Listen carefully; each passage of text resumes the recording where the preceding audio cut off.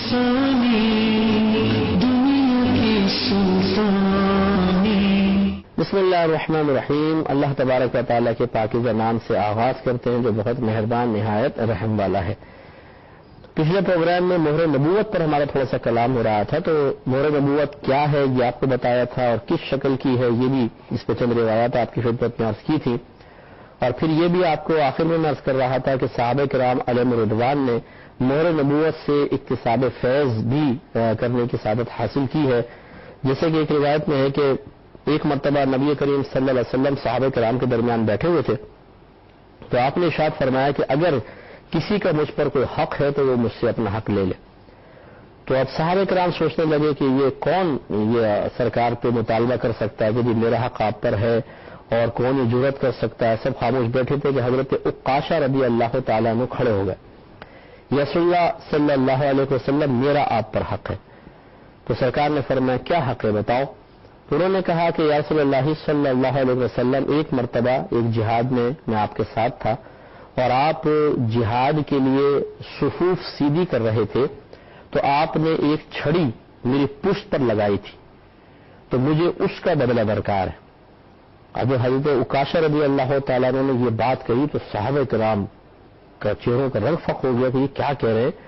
اگر نبی کریم صلی اللہ علیہ وسلم نے ان کی پشت سے کسی لکڑی کو لگایا تھا سب سیدھی کرتے ہوئے، تو کیا یہ ایسی جرأت کریں گے؟ تو نبی کریم صلی اللہ علیہ وسلم نے فرمایا کہ ٹھیک ہے تم آ کے بدلہ لے سکتے ہو۔ تو ایک چھڑی لا کر ان کو دے دی گئی۔ تو انہوں نے کہا کہ یا رسول اللہ صلی اللہ علیہ وسلم جس وقت آپ نے میری پشت پر چھڑی لگائی تھی میری کمر پہ کوئی کپڑا نہیں تھا، یعنی تنگستی کی وجہ سے میری کمر برہنہ تھی، تو گویا کہ ان کا اشارہ تھا کہ آپ بھی اب قمیض ہٹائیے تو میں کچھ آگے معاملہ کرتا ہوں۔ جب انہوں نے یہ بات کی تو پھر صحابہ کرام کے تو کاٹو تو لہو نہیں، اور وہ کوئی رونے لگے اور کوئی عجیب نگاہوں سے دیکھتے تھے کہ عکاشہ کو ہو کیا گیا، یہ کیا کہہ رہے ہیں۔ لیکن نبی کریم صلی اللہ علیہ وسلم نے فرمایا کہ ٹھیک ہے جس طریقے سے تمہارے ساتھ معاملہ ہو تم بدلہ لے سکتے ہو۔ حالانکہ معاملہ یہی تھا کہ نبی کریم کے ہاتھ میں عصا مبارکہ تو تھی، لیکن آپ نے کوئی مارا نہیں تھا کسی کو، جسے صف سیدھی کرتے ہیں ایسے آپ کر رہے تھے، اور آپ کا قصد ارادہ بھی نہیں تھا۔ اگر آپ مارتے بھی تو آپ آقا ہیں، وہ سارے غلام تھے، کون بدلہ لے سکتا تھا۔ لیکن بہرحال حضرت عکاشہ رضی اللہ تعالیٰ عنہ نے جب یہ بات کہی تو رحمت کونین صلی اللہ علیہ وسلم نے فرمایا کہ ٹھیک ہے آؤ اور تم بدلہ لے لو، میں اپنی قمیض مبارکہ ہٹا دیتا ہوں، قمیض ہٹا دیتا ہوں۔ اور سرکار صلی اللہ علیہ وسلم نے اس حوال مبارکہ سے قیامت تک آنے والے ہر صاحب منصب کو ایک سبق سکھایا ہے کہ منصب میں کہیں پر بھی پہنچ جاؤ ہمیشہ اپنے سے ماتحت پر ظلم کرنے سے ڈرنا، کیونکہ میدان محشر میں اگر وہ اللہ کی بارگاہ میں تمہیں کھڑا کر کے جواب طلب کرے گا تو جواب میں اللہ تعالیٰ اس کو ضرور انصاف دلوائے گا، اور اگر ہو سکے تو پھر دنیا میں ہی معاملہ نپٹا جاؤ، آخرت کے لیے نہ رکھو۔ لہٰذا جب وہ انہوں نے کہا میں اس طرح چاہتا ہوں، سرکار نے فرمایا آ جاؤ، وہ پیچھے آئے، سرکار نے قمیض مبارکہ ہٹا دی۔ جیسے ہٹائی تو اب جسے عکاشہ رضی اللہ تعالیٰ چلے ہیں سرکار کی پشت مبارکہ کی طرف آنے کے لیے، تو وہاں جو ماحول ہوگا آپ سوچئے کہ کس قدر حیرت انگیز ماحول تھا اور کس قدر دردناک وہ ماحول بن گیا ہوگا۔ صحابہ کرام کیا سوچ رہے ہوں گے، ہر عکاشہ کا اٹھنے والا قدم کس طریقے سے صحابہ کرام کے قلب پر بجلیاں گرا رہا ہوگا کہ ہمارے آقا کو یہ چھڑی لگائے گے۔ لیکن حضرت عکاشہ رضی اللہ تعالیٰ عنہ جب پیچھے گئے تو آپ نے چھڑی پھینکی اور آگے بڑھ کے مہر نبوت کو بوسہ دے لیا، اور عرض کیا صلی اللہ صلی اللہ علیہ وسلم عکاشہ کے ماں باپ آپ پہ قربان ہو جائے، نہیں جرأت کر سکتا ہوں کہ آپ کی پشت پہ چھڑی ماروں، میرے عرصے دراز سے تمنا تھی کہ میں آپ کی مہر نبوت کو بوسہ دوں، اور اس کے لیے مجھے کوئی اور ہیلا سمجھ میں نہیں آ رہا تھا تو میں نے ایسا کیا۔ تو دیکھیں کہ صحابہ کرام علیہم رضوان بھی سرکار سے اکتساب فیض کرتے تھے، برکت حاصل کرتے تھے، تو ان کے نزدیک مہر نبوت سے برکت حاصل کرنا ایک بہت بڑی سعادت تھی۔ حضرت عکاشہ نے اس کے لیے ہیلا اختیار کیا، تو اس لیے مہر نبوت یہ گویا کہ اللہ تعالی کی طرف سے قدرتی طور پہ ایک مہر تھی جو سرکار کے پشت مبارکہ پر لگا دی گئی تھی، اور یہ آپ کی خاتم النبیین ہونے کی ایک علامت تھی۔ اگلے حدیث پر اگلے باب پر آتے ہیں۔ اگلا باب امام بخاری رحمۃ اللہ علیہ نے قائم کیا ہے کہ باب من مضمض واستنشق من غرفۃ واحدہ، اس شخص کا باب جس نے ایک چلو پانی سے کلی کی اور ناک میں پانی ڈالا۔ کتاب الوضو چل رہا ہے چونکہ تو یہ حدیث لے کر آئے ہیں. اس میں حضرت عبداللہ بن زید رضی اللہ تعالیٰ عنہ سے ہی روایت ہے کہ کسی نے ان سے کہا کہ آپ ہمیں وضو کر کے دکھائیں کہ نبی کریم صلی اللہ علیہ وسلم نے کس طرح وضو کیا تھا. حدیث نمبر 191 ہے. تو آپ نے ایک برتن منگایا, اس میں پانی تھا, تو انہوں نے برتن سے اپنے دونوں ہاتھوں پر پانی ڈالا, پھر دونوں ہاتھوں کو دھویا, پھر انہوں نے ایک چلو سے دھویا یا کلی کی, یعنی پانی لیا اور کلی کی اور ناک میں پانی ڈالا. بس یہ 3 مرتبہ کیا. پھر 3 مرتبہ چہرہ دھویا, پھر 2 مرتبہ دونوں ہاتھوں کو کوہنیوں تک دھویا, پھر سر پر مسح کیا, آگے سے ہاتھ سر کے پیچھے لے گئے اور پیچھے سے ہاتھ آگے لائے اور اپنے دونوں پیروں کو ٹخنوں تک دھویا. پھر کہا کہ نبی کریم صلی اللہ علیہ وسلم کا وضو اسی طرح تھا. یہ آپ کو یاد ہوگا پچھلے پروگرام میں بھی یہ حدیث گزر چکی ہے, اس لیے ہم تبصرہ کیے بغیر اب آگے چلتے ہیں. اگلا باب قائم کیا ہے باب مسح الرأس مرتن, سر کا ایک بار مسح کرنا. اس میں بھی یہی ہے, حضرت عبداللہ بن زید رضی اللہ تعالی عنہ اس کے راوی ہیں کہ آپ سے نبی کریم صلی اللہ علیہ وسلم کے وضو کے متعلق سوال کیا. انہوں نے پانی کا ایک بڑا برتن منگایا, پھر ان کے سامنے وضو کیا, ان لوگوں کے سامنے. پھر اس برتن کو اپنے دونوں ہاتھوں پر انڈیلا, یعنی اس طرح ٹیڑھا کر کے تھوڑا برتن میں یہاں پانی لیا, پھر تھوڑا ٹیڑھا کر کے اس ہاتھ کو دھو لیا, دھل گئے تو پھر ہاتھ اس میں ڈالا. پھر دونوں ہاتھوں کو 3 بار دھویا, پھر اپنا ہاتھ برتن کے پانی میں ڈالا, پھر 3 چلو پانی لے کر 3 بار کلی کی اور 3 بار ناک میں پانی ڈالا.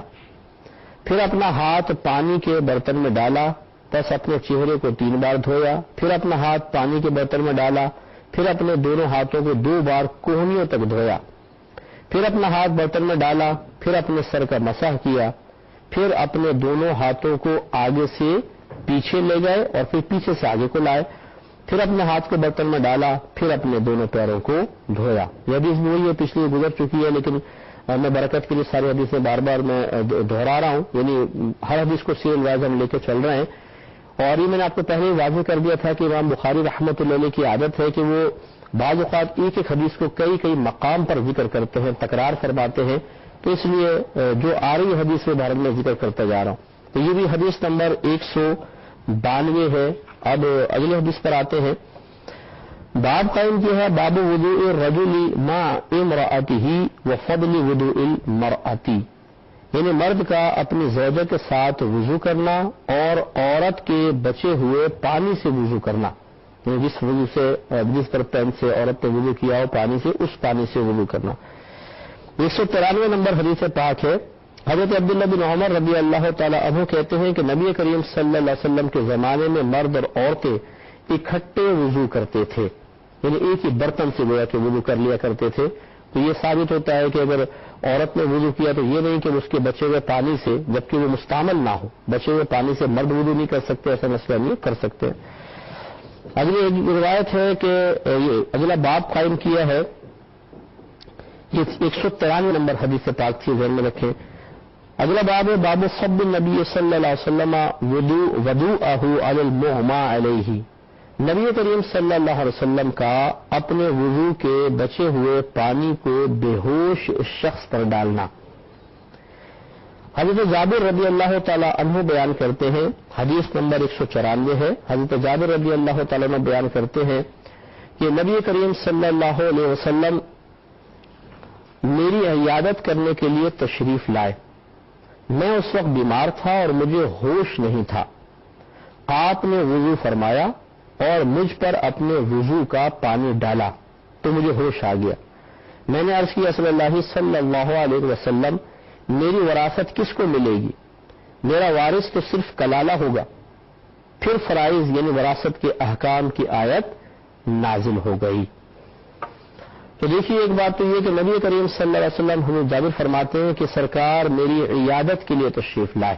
عیادت کا مطلب ہوتا ہے کہ مریض کی طبیعت معلوم کرنے کے لیے, دل جوئی کے لیے اس کے پاس جانا, اس کو عیادت کہتے ہیں. اور اگر کسی کی وفات ہو گئی تو اظہار افسوس کے لیے اور اس کو تسلی اور ہمدردی کا اظہار کرنے کے لیے, تسلی دینے کے لیے اس کے پاس جاتے ہیں, اس کو تعزیت کہتے ہیں. تو عیادت کا مطلب ہوتا ہے کسی مریض کے پاس جانا, اس کی طبیعت وغیرہ معلوم کرنا, خوش کن باتیں کر کے اس کی دلجوئی کا سامان کرنا. تو اس سے معلوم ہوا کہ یہ سرکار نبی کریم صلی اللہ علیہ وسلم کی سنت ہے کہ آپ کے صحابہ جب بیمار ہوتے تھے تو آپ ان کی تعزیت کے لیے تشریف لے جاتے تھے. ہمیں بھی کوشش کرنی چاہیے کہ کبھی موقع ملے، کوئی رشتہ دار بیمار ہے، دوست احباب بیمار ہیں، تو صرف اور صرف نبی کریم صلی اللہ علیہ وسلم کی سنت کی ادائیگی کے قصد و ارادے سے اس کی عیادت کے لیے چلے جائیں. اب ہوتا یہ ہے کہ ہم جاتے ضرور ہیں، بولتے ہیں یار نہیں جائیں گے نا برا مان جائے گا، دیکھو یار وہ کہیں گے ہم اتنے بیمار ہوئے دیکھنے تک نہیں آئے. تو ہم صرف یہ لوگوں کے تانوں سے بچنے کے لیے، یا پھر بعض اوقات ایسا ہوتا ہے کہ ہم بیمار ہوئے تو ایک شخص دیکھنے آ گیا تو ہم کہتے ہیں نہیں اگر میں بیمار ہوا تھا نا تو وہ مجھے دیکھنے آیا تھا تو اس لیے اب مجھے بھی جانا چاہیے. تو یا پھر اس طرح بدلہ دینے کے قصد و ارادے سے جاتے ہیں. بہتر یہ ہے کہ یہ ذہن بنا لیں کہ ہم نبی کریم صلی اللہ علیہ وسلم کی سنت ادا کر رہے ہیں تو انشاءاللہ ہمارا جانا بھی عبادت ہوگا اور اس پہ بڑا اجر و ثواب ہے جو اپنے وقت میں انشاءاللہ جب حدیثیں آئیں گی تو میں عرض کروں گا. تو اس لیے عیادت سنت کریمہ ہے، اسی کی ادائیگی کے قصد و ارادے سے جانا چاہیے. باقی جتنے اس کے پیچھے ارادے ہو سکتے ہیں، اس کے ساتھ ارادے ہو سکتے ہیں، وہ خود بخود اس کے ضمن میں پورے ہو جائیں گے، لیکن صرف اللہ تعالیٰ کی رضا کے لیے اور نبی کریم صلی اللہ علیہ وسلم کی سنت کی ادائیگی کے قصد و ارادے سے جانا یہی بہتر ہے. اور پھر یہ کہتے ہیں کہ مجھے ہوش نہیں تھا، میں بیمار تھا، مجھے ہوش نہیں تھا تو سرکار نے وضو فرمایا اور مجھ پر اپنے وضو کا پانی ڈالا تو مجھے ہوش آ گیا. اب دیکھیے نبی کریم صلی اللہ علیہ وسلم اگر ویسی ہوش میں پانی ڈال کے لانا مقصود ہوتا ہے تو یہ تھوڑا سا پانی لیتے مارتے چلے جی ہوش میں آ گئے. لیکن یہاں پر نبی کریم صلی اللہ علیہ وسلم نے ان کی جو بے ہوشی غلبہ مرض کی وجہ سے تھی، شدید بیماری کی وجہ سے تھی، گویا کہ اپنے وضو کے پانی سے اس بیماری کے غلبے کو ختم کیا ہے، بیماری کو کم کیا ہے اور آپ ہوش میں تشریف لے آئے. اس پوائنٹ کو ضرور سمجھا جائے کہ اتنا تکلف کرنے کی، اگر صرف پانی سے ہوش میں لانا مقصود تھا تو اتنا تکلف کرنے کی حاجت نہیں تھی کہ پورا وضو فرماتے اور پھر وضو کا پانی آپ مارتے، بلکہ وہ تو کہتے ہوئے لاؤ تھوڑا سا پانی لاؤ ایسے چھینٹے مار دیتے.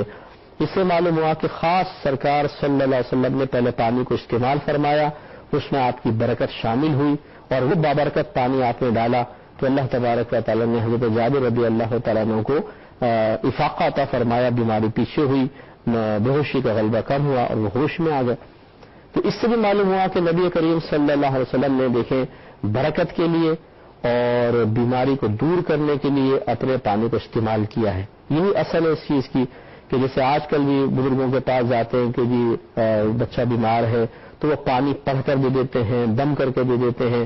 وہ پڑھ کر بھی جو پڑھتے ہیں وہ کوئی معذاللہ کوئی شرکیہ کلمات تو نہیں ہوتے، قرآن پڑھ کے اس پہ پھونک مار دیتے ہیں، پھر وہ پانی پلاتے ہیں برکت کے لیے تاکہ شفا حاصل ہو. تو اس پہ کوئی حرج نہیں ہے کہ جس طریقے سے ڈاکٹر کی ایک دوائی کو علاج کے لیے بطور وسیلہ استعمال کیا جاتا ہے، اس یقین کے ساتھ کہ شفا یہ دوائی نہیں دے گی، ڈاکٹر نہیں دے گا، صرف اللہ تبارک و تعالی عطا فرمائے گا.